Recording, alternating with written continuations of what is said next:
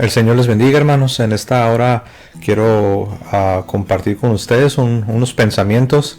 He estado leyendo algunas de las preguntas que me han hecho en los diferentes videos que tengo disponibles en el canal. Y bueno, algo que estuve notando, un común denominador en todas estas preguntas es que tienen una premisa, es decir, las preguntas la mayoría de las preguntas que me están haciendo asumen que toda la doctrina cristiana debe estar de manera explícita en un versículo de la Sagrada Escritura. Es decir, preguntas tales como si es correcto que el cristiano tenga una veneración por los santos. ¿Dónde está el versículo que dice tal cosa? O si no sé, X doctrina, ustedes pónganle nombre.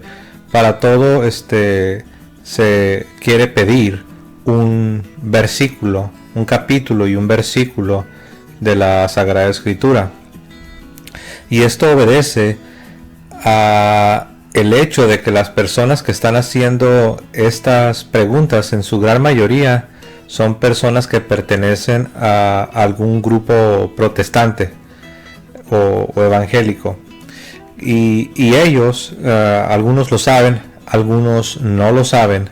Algunos realmente cuando te hacen la pregunta, o la mayoría, me atrevo a decir, la mayoría cuando te hacen la pregunta de esa manera, pidiéndote un capítulo y un verso de la Sagrada Escritura para comprobar determinada enseñanza de la iglesia, lo hacen sinceramente. Muchos no se dan cuenta que lo que ellos están haciendo es están creyendo un dogma. Ahora, esto es interesante porque la mayoría de nuestros hermanos separados, de los hermanos protestantes o evangélicos, no les gusta la noción o la idea de dogma. En cuanto escuchan que un católico comienza a hablar de dogmas, inmediatamente es como si un cortocircuito ocurriera dentro de su sistema, dentro de su ser, en su forma de pensar, en su forma de ver la revelación divina y en su forma aún de ver el mundo, de ver sus propias vidas. Dogma no tiene cabida. Este asunto de dogmas, esta idea, esta noción de tener dogmas como parte de la vida cristiana, para la gran mayoría de protestantes no tiene cabida. Y ellos interpretan que los dogmas son cosas contrarias a la palabra de Dios, son cosas contrarias a la revelación divina, son cosas contrarias a Dios, contrarias a Cristo. Son algunos van tan lejos hasta el punto de decir que los dogmas son herejías, inventos de hombres, tradiciones de hombres, que son cosas que son el producto de la mezcla de cristianismo bíblico, porque así lo llaman ellos, el cristianismo bíblico. Bueno, lo interesante es que dependiendo a qué tipo de protestante le preguntes, es la respuesta que te va a dar de cristianismo bíblico. Si tú preguntas qué significa cuando tú dices cristianismo bíblico, escucharás muchas respuestas de diferentes colores y sabores dependiendo de a quién le estés preguntando. Entonces no se dan cuenta que están ellos están operando, están ellos pensando y están ellos interpretando bajo este dogma, el dogma de solo la Biblia, el dogma de sola escritura. Sola escritura es una expresión en latín que significa solo la Biblia. Y es que en el tiempo de Martín Lutero, cuando él inventa este dogma, esta doctrina, los debates teológicos, recuerden que Martín Lutero fue un sacerdote católico que se desvió. Pero en el tiempo de Lutero, los asuntos teológicos, las controversias, todo lo que tenía que ver con escritos y con desarrollos teológicos, se utilizaba el latín. De hecho, el latín sigue aún hasta nuestros días. El latín sigue siendo el idioma oficial de la iglesia. ¿Por qué? Porque es un idioma universal en el catolicismo, y los obispos de los diferentes países de todo el mundo pueden comunicarse, pueden entenderse los unos a los otros utilizando el latín. Pero bueno, de latín se toma sola scriptura, que significa solo la Biblia, que, para ser muy claro y muy directo, solo la Biblia, este dogma, lo que significa es un rechazo de la autoridad de la iglesia para enseñar, y es un rechazo de la tradición apostólica, que, como ya lo hemos dicho una y otra vez en este canal, la tradición apostólica no debe ser confundida con las tradiciones de origen meramente humano. Las tradiciones de hombres no es lo mismo que la tradición apostólica. Por ejemplo, parte de la tradición apostólica es la colección del canon. Nosotros tenemos la colección del canon de la Biblia. Es por eso que sabemos que tenemos 46 libros en el Antiguo Testamento y tenemos 27 libros en el Nuevo Testamento. Lo sabemos por esta tradición que viene de los apóstoles. No hay un versículo que te diga que son 46 libros del Antiguo Testamento, y no hay un versículo que te diga que son 27 libros del Nuevo Testamento. Entonces, este es solamente un ejemplo. Entonces, si un protestante, si un evangélico va a ser consistente con su rechazo de las doctrinas católicas que ellos no aceptan porque no hay un versículo de la Biblia para comprobarlas, por decirlo así, aunque todos los dogmas están al menos de manera implícita en la Sagrada Escritura, pero aún así, si un evangélico, si un protestante quiere ser consistente, entonces la pregunta que nosotros como católicos les hacemos a ustedes, a nuestros hermanos separados, porque nosotros sí los consideramos hermanos, muchos protestantes no quieren que nosotros les llamemos hermanos, porque nos consideran idólatras, nos consideran blasfemos, nos consideran herejes, nos consideran muchas cosas, e incluso algunos de manera grosera nos responden con insultos cuando les llamamos hermanos, diciendo cosas tales como: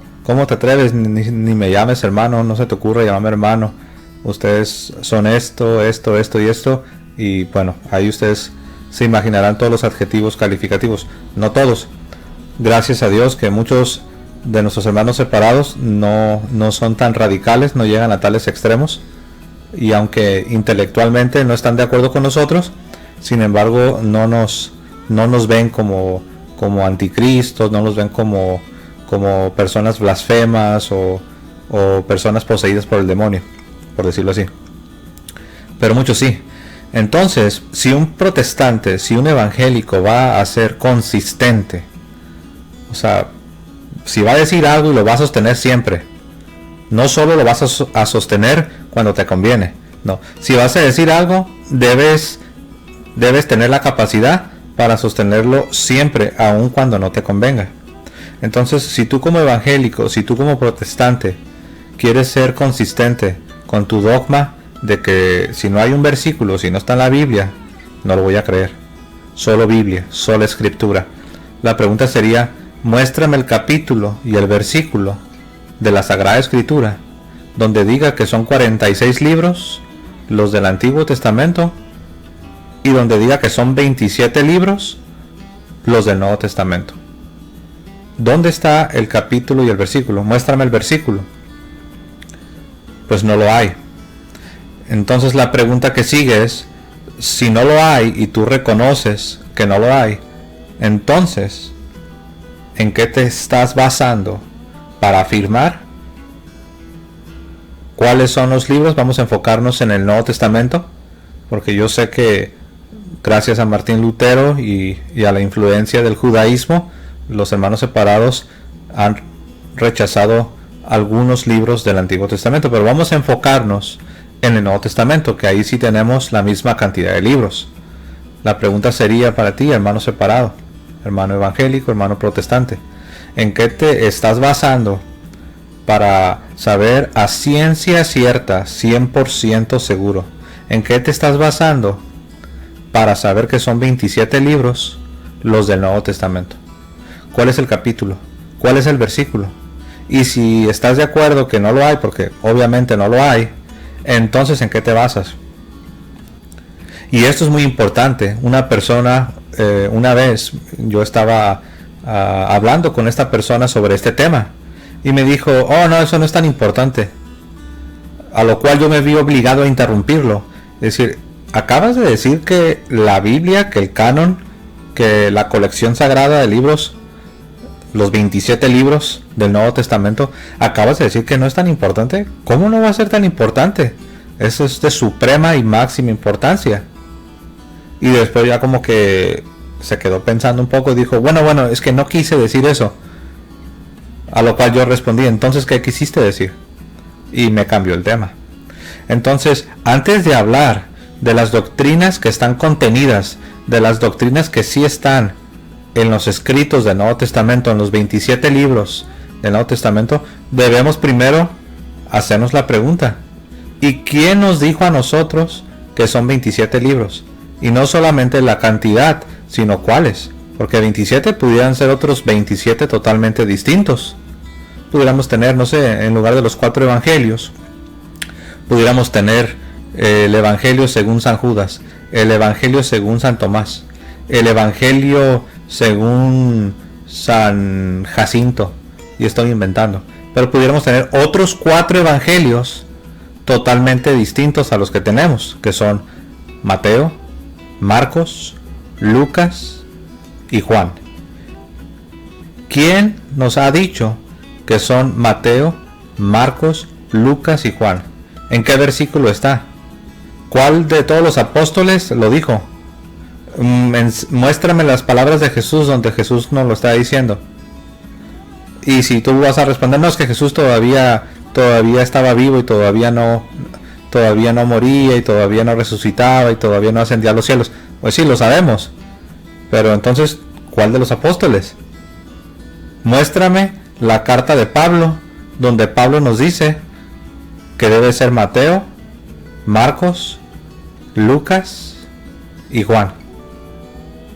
Muéstrame la carta, muéstrame el versículo donde Pablo, el gran apóstol Pablo, San Pablo, diga cuáles son los libros del Nuevo Testamento. No lo hay. ¿Cómo lo sabemos? Bueno, el católico puede responder y puede ser consistente con su forma de creer. El católico, si tú le hicieras la misma pregunta a un católico, el católico te va a responder, sí, ya sé que no está en la Biblia, sí, yo sé que no hay un capítulo y no hay un versículo. El católico con toda naturalidad va a decir, es que nosotros no creemos eso. Nosotros no creemos que todas las doctrinas de la fe cristiana deban aparecer de manera explícita en un capítulo y un versículo de la Biblia, porque entonces mucho de nuestra fe no se sostendría. La Iglesia de Cristo, el cristianismo, nunca ha creído de tal manera. Nunca ha habido una etapa en la historia en la que se ha creído de esa manera. Claro, hasta que Martín Lutero, este ex sacerdote, repito, porque él era un sacerdote católico, instruido en la fe católica, un sacerdote que conocía, que fue enviado a estudiar la fe y la teología católica, pero que hubo un momento que se desvía y comienza a enseñar sus propias doctrinas, comienza a enseñar sus ideas como nuevas doctrinas, asegurando que él tenía la razón y que él tenía la verdad Y prácticamente su palabra tendría que ser suficiente para que tú aceptaras eso como que así es y así es. Martín Lutero, él creó un nuevo estándar, es decir, una nueva medida, una nueva forma de hacer las cosas. Entonces él se inventa esta doctrina, se inventa este estándar, se inventa esta manera de hacer las cosas, y lo que hace es que dice todo lo que el sistema antiguo, por decirlo así, el paradigma anterior, la forma de hacer las cosas anterior a mí es falso. Y si no me crees a mi sola escritura, y si no me crees a mi forma de interpretar, que es solo la Biblia, y si no me crees a mí en mi doctrina de la sola fide, entonces tú eres un papista, eres un romanista, eres un hereje, eres un blasfemo y estás mal. ¿Qué es lo que está haciendo Martín Lutero? Martín Lutero prácticamente, de manera indirecta, está diciendo que todos los cristianos que le precedieron por 1500 años estuvieron en error. Lo cual es absurdo, es ridículo y es ilógico.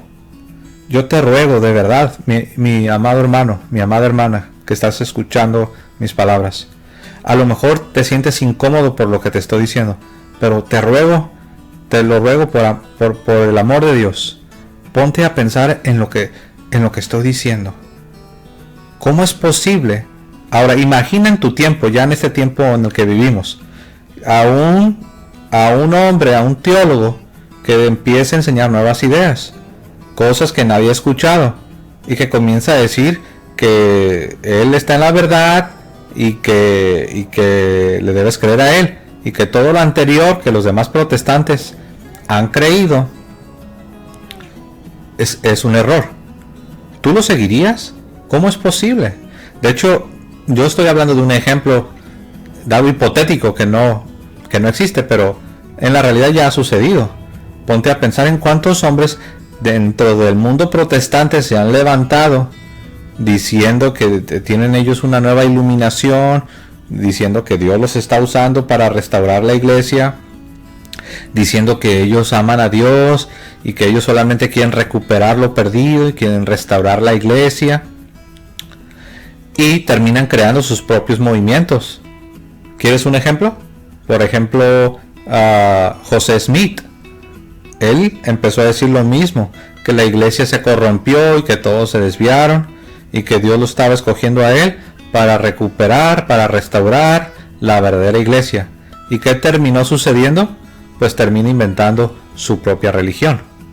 Ahora vámonos a otro ejemplo. ¿Qué te parece Carlos Russell, el fundador de los Testigos de Jehová? El que acabo de mencionar es José Smith, que es el fundador de los mormones. Ahora vámonos con Carlos Russell, el fundador de los Testigos de Jehová. Lo mismo. Todos se corrompieron, la iglesia se corrompió, todos están en error, pero Dios me ha dado un entendimiento, me ha dado una iluminación.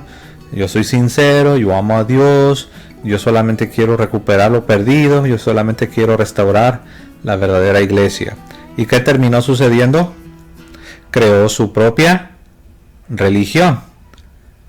Otro ejemplo, ¿quieres otro ejemplo?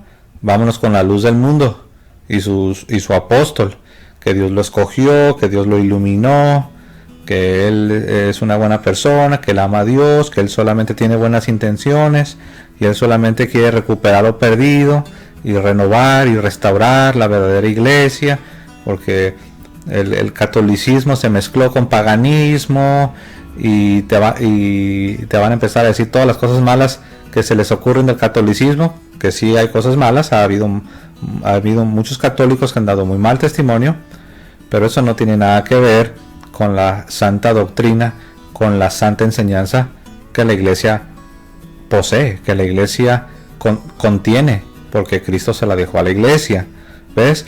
Por eso no podemos dejarnos llevar por individuos, porque los individuos fallan, y aún cuando digo individuos incluyo a católicos. Un obispo te puede fallar, un sacerdote te puede fallar, aún un papa puede llegar a fallar, pero recuerden que lo que Jesús fundó es algo más grande que un sacerdote, es algo más grande que un obispo, se llama la iglesia.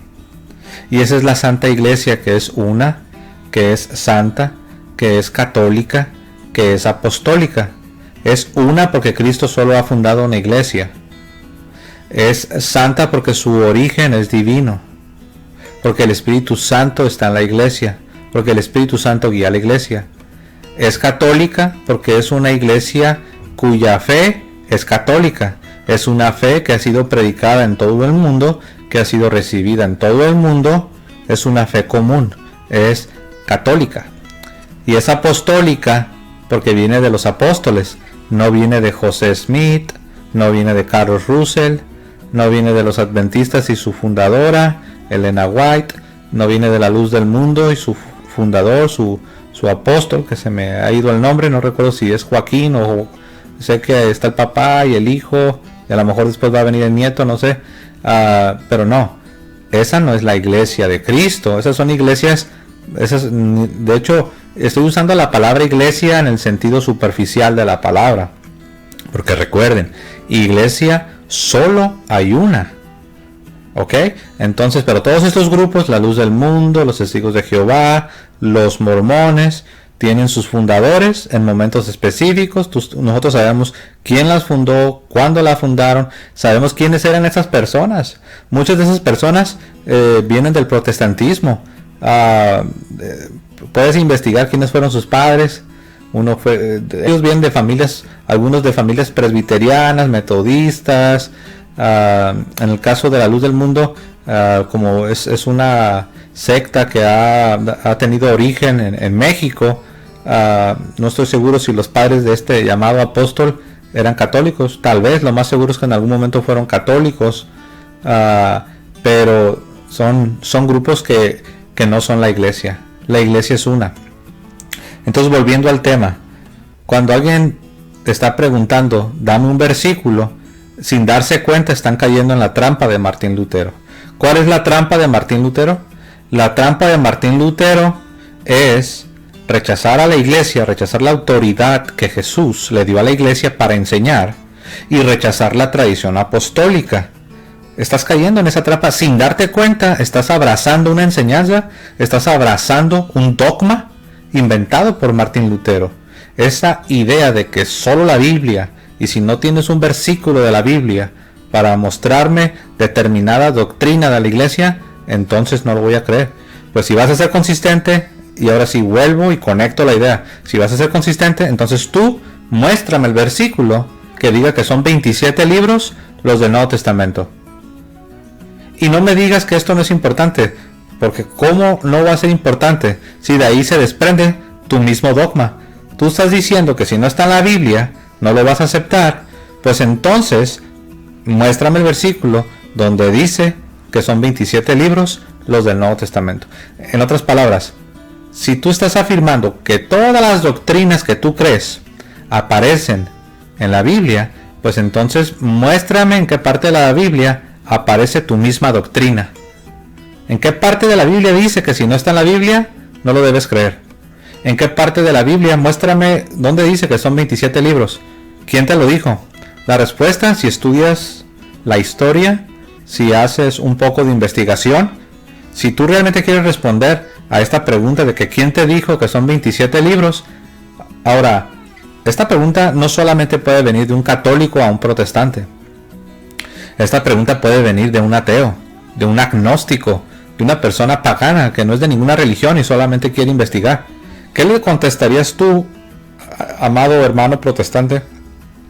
¿Qué le contestarías tú, amado hermano evangélico, a un ateo que te pregunte en qué parte de la Biblia dice que deben de ser 27 libros los del Nuevo Testamento? ¿O quién te lo dijo?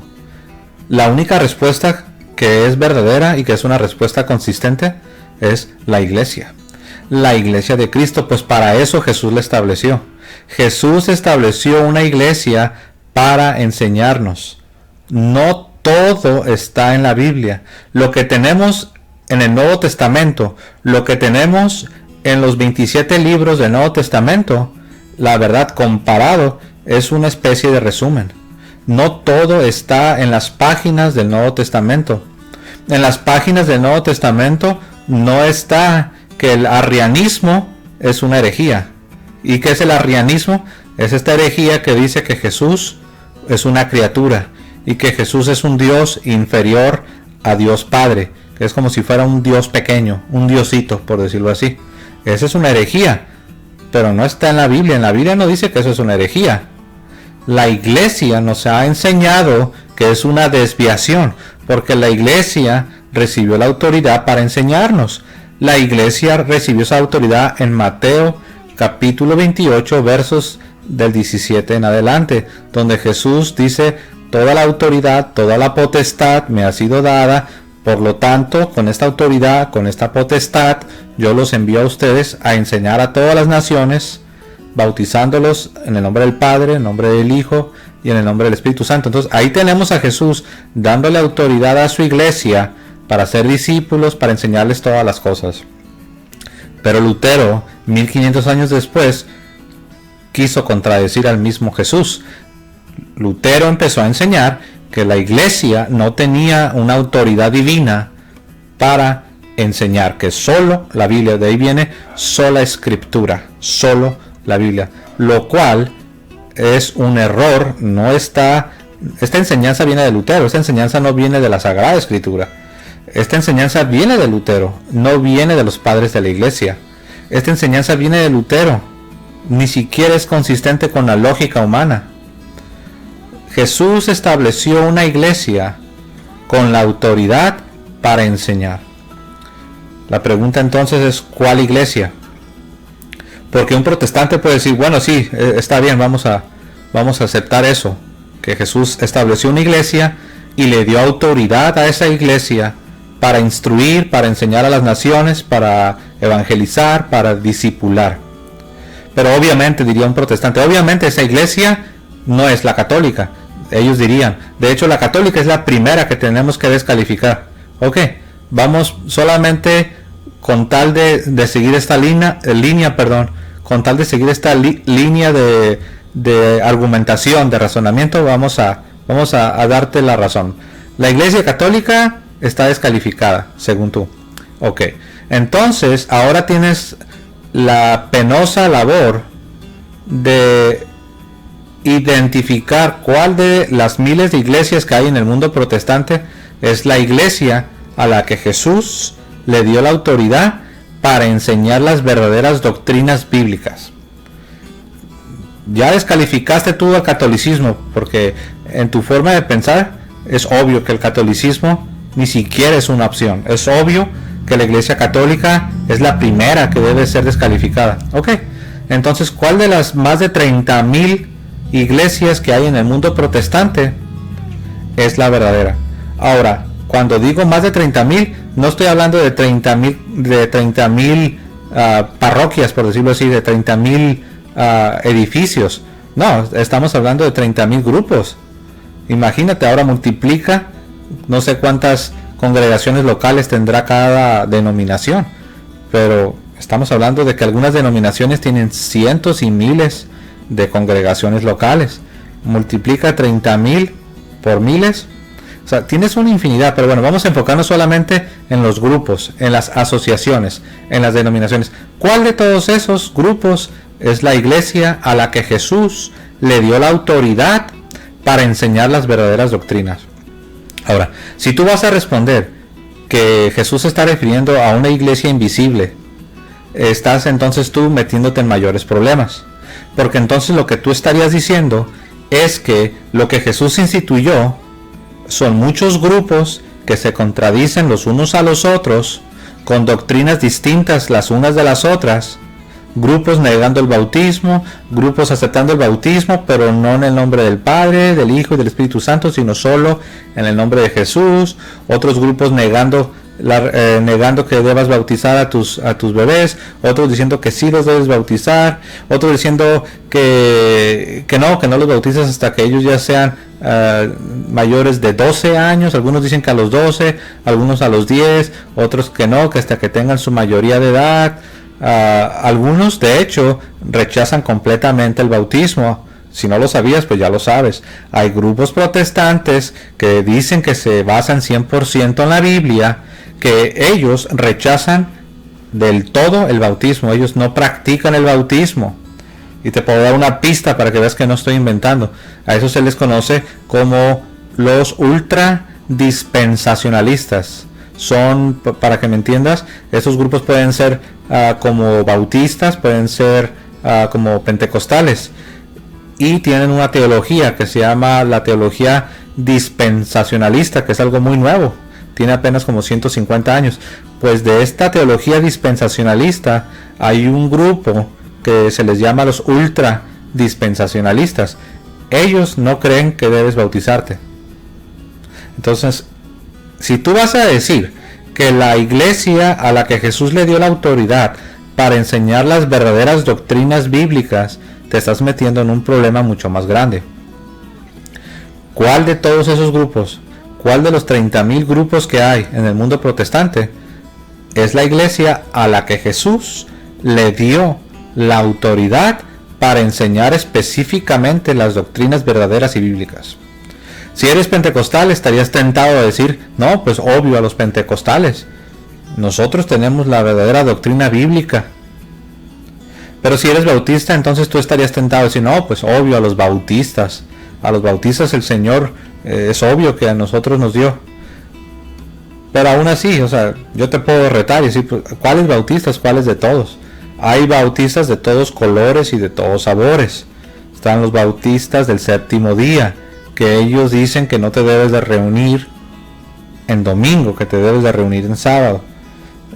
Hay bautistas calvinistas que creen en la doble predestinación. Hay bautistas no calvinistas que rechazan este asunto del calvinismo. Hay bautistas que creen que el bautismo sí es necesario para la salvación. Hay bautistas que creen que no, que el bautismo no es necesario, solamente es un acto de obediencia, una representación visible para demostrar la realidad de lo que ha ocurrido en tu corazón. Y así, para cada doctrina te puedes encontrar de todos colores y de todos sabores.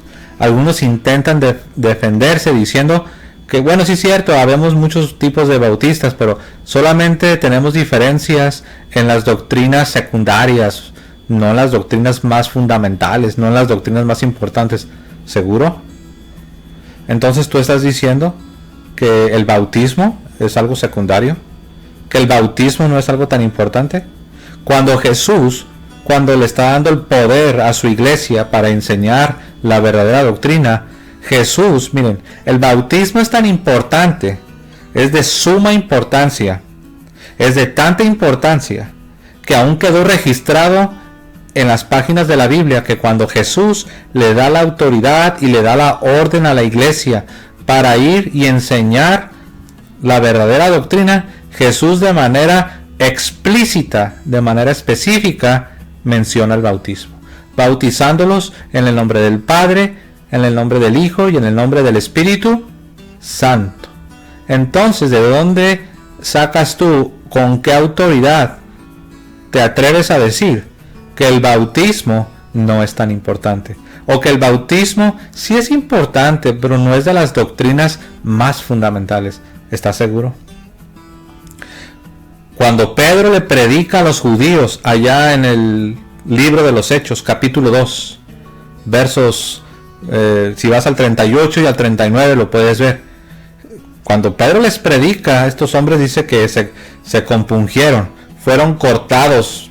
Es una expresión para hablar de que se quebrantaron de espíritu, se quebrantaron de corazón. Hubo una convicción del Espíritu Santo de Dios. Y estos hombres preguntan, ¿qué debemos hacer? ¿Qué debemos hacer para ser salvos? ¿Y qué contesta Pedro? Arrepiéntanse de sus pecados y bautícese cada uno de vosotros. Así es. El bautismo no es secundario. El bautismo es primario, fundamental. Entonces volvemos a la pregunta. ¿Cuál de todas estas iglesias que se contradicen unas a otras sobre el bautismo es la verdadera iglesia a la que Jesús en Mateo 28, versos del 17 hasta el 19, donde Jesús da la autoridad para enseñar la verdadera doctrina bíblica y pura, sana doctrina? ¿Cuál de todos estos grupos es? ¿Te das cuenta? verdaderamente no funciona. Martín Lutero, muchos dicen, ni me hables de Martín Lutero, no me importa Martín Lutero. No, yo soy cristiano, a mí no me hables de Lutero. Pero es interesante que todas las personas que menosprecian a Lutero y que dicen que no les hables de Lutero y que no les importa lo que dijo Lutero, es interesante, lo dicen con su boca, pero con sus hechos lo niegan. ¿A qué me refiero? Me refiero a que con la boca rechazan a Martín Lutero, pero están obedeciendo el dogma de Martín Lutero, el dogma de la sola escritura, el dogma de solo la Biblia. Entonces ahí hay una contradicción muy grande, sin mencionar que es una arrogancia que una persona esté menospreciando a Martín Lutero, que es considerado aún por los protestantes el padre de la mal llamada Reforma Protestante, el padre del protestantismo. Y tenemos a muchas personas que ni conocen bien la Sagrada Escritura, ni conocen la historia, y están mucho menos instruidos que Martín Lutero, menospreciando y atacando aún a su propio fundador, aún a Martín Lutero. Entonces ellos se están confundiendo, porque como en el edificio de su congregación, en el letrero que tienen en la parte de afuera, no dice Iglesia Luterana, entonces ellos piensan que Martín Lutero no tiene nada que ver con ellos, cuando no se dan cuenta que su misma iglesia, su pastor, su denominación, creen en la sola escritura, creen en esta idea, en este dogma de solo la Biblia. Entonces, ahí está el gran dilema de los hermanos separados. Ese es el gran dilema del protestantismo. Recuerda, estamos hablando de algo de suma importancia. No estamos cuestionando si tú eres sincero, no estamos cuestionando si tú eres honesto, no estamos preguntándonos si eres un verdadero cristiano, no estamos desafiándote, no estamos poniendo en duda tu experiencia de conversión. Si has tenido una experiencia de conversión, no estamos poniendo en duda tu experiencia de conversión. Te estamos retando y te estamos tratando de ayudar a que pienses más allá y te preguntes, oye, pues sí es cierto, ¿verdad? En Mateo 28, versos del 17 al 19, Jesús está comisionando a una iglesia particular con líderes particulares, o sea, todo muy específico. Una iglesia en particular con líderes específicos, con creencias bien específicas, y les está dando una autoridad para ir a todas las naciones y enseñarles lo mismo. Enseñarles que hay una iglesia específica, con líderes específicos, con doctrinas específicas, y les deben enseñar lo verdadero, lo bíblico. Entonces, mi responsabilidad es estar en ese grupo, en esa iglesia. ¿Dónde está esa iglesia? Porque Jesús en Mateo 28, versos del 17 en adelante, establece una iglesia con esas características. Esto es muy importante. Al menos que quieras cerrar tus ojos y tapar tus oídos y vivir en una burbuja y quieras engañarte a ti mismo y quieras tratar de conformarte, no, pues yo sé que yo soy sincero y pues yo amo a Dios, amo la Biblia, entonces ya lo demás no me debe preocupar.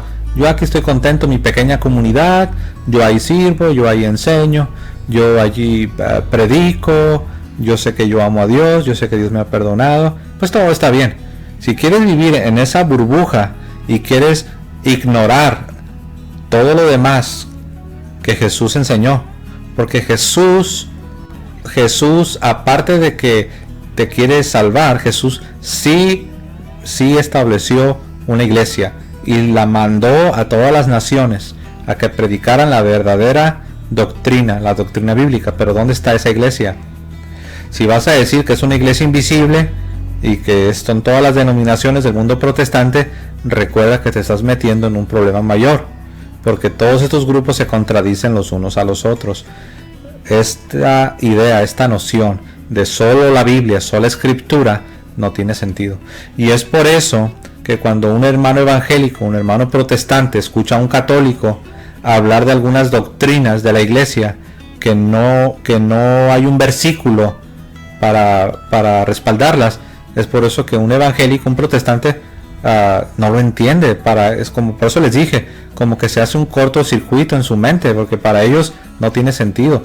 Por eso ellos usan expresiones como ustedes católicos creen cosas antibíblicas y ustedes creen tradiciones de hombres y dogmas inventados por seres humanos pecadores y cosas de este tipo, porque les han instruido de esa manera. Están siguiendo el dogma de Martín Lutero, de que si no está en la Biblia, no lo voy a creer. Entonces, bueno, yo ya puse el ejemplo del canon bíblico, el canon de la Sagrada Escritura.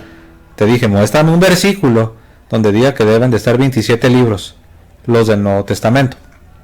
Pero hay otros ejemplos. Muéstrame un versículo donde diga que Jesús no se casó. Muéstrame un versículo donde diga que Jesús permaneció célibe. Pues no lo hay. Pero tú lo crees, y nosotros también como Iglesia Católica lo creemos. La pregunta es, ¿por qué lo creemos? Porque nosotros tenemos la tradición apostólica, la tradición sagrada, la gran tradición de la Iglesia, tenemos la enseñanza de la Iglesia, tenemos lo que se conoce como el magisterio, es decir, los maestros de la Iglesia, la enseñanza oficial de la Iglesia. Entonces, por eso creemos y lo sostenemos que nuestro Señor fue célibe, permaneció célibe, Él no contrajo matrimonio. Pero solamente son unos ejemplos, hay muchas cosas que no están en la Sagrada Escritura. Por eso algunos protestantes, quizás algunos de ustedes que me están escuchando, no creen en la Trinidad, porque no hay un versículo que te especifique bien con todos los detalles que debes de creer en la Trinidad. Sin embargo, la Iglesia Católica siempre lo ha enseñado, y aunque no hay un versículo que te explique todos los detalles de la Trinidad, lo sabemos por parte de la tradición apostólica, la enseñanza que los apóstoles transmitieron y que no quedó plasmada en las páginas del Nuevo Testamento. No todo lo que Jesús y los apóstoles enseñaron, no todo lo que Jesús y los apóstoles predicaron, no todo lo que Jesús y los apóstoles instruyeron, no todo quedó registrado en las páginas del Nuevo Testamento. Entonces, mis amados hermanos, sola Escritura, solo la Biblia, y estas preguntas de que muéstrame el versículo no tienen sentido. No vienen de la Sagrada Escritura, no vienen de la historia, no vienen de los padres de la Iglesia, vienen de Martín Lutero, vienen de la llamada, o más bien la mal llamada, Reforma Protestante. Mis amados hermanos, espero esto sea de bendición. Si tú eres un hermano separado, evangélico, protestante, te animo a que con todo tu corazón busques la verdad. Y ya sé lo que estás pensando, Jesucristo es la verdad. Jesús dijo, yo soy el camino, la verdad y la vida, y nadie viene al Padre si no es por mí. Sí, yo sé que Jesús es la verdad, la Iglesia Católica cree que Jesús es la verdad, pero no estamos hablando de eso. Estamos hablando del grupo de doctrinas que debes creer. Entonces, si vas con los presbiterianos, te van a dar un grupo de doctrinas que es diferente a las doctrinas de los bautistas, y que es diferente a las doctrinas de los pentecostales, y que es diferente a los no denominacionales, y que es diferente a las doctrinas de los luteranos, y que es diferente de las doctrinas de los anglicanos. No tenemos en duda de que Jesús es la verdad. Claro que Jesús es la verdad, pero estamos hablando de la verdad en otro sentido. ¿Cuáles son las verdaderas doctrinas bíblicas? ¿Cuál es la sana doctrina?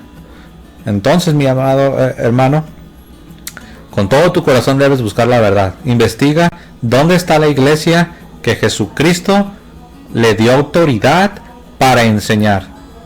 ¿Dónde está la iglesia de Mateo 28, 17 en adelante? ¿Dónde está la iglesia que Jesús fundó y que tiene las verdaderas doctrinas? Y recuerda, no digas que todas las protestantes, no digas que es una iglesia invisible, porque te estarías metiendo en muchos problemas. Bueno, aquí lo vamos a dejar. Espero esto sea de bendición para todos. Que tengan un hermoso día y que el Señor os bendiga.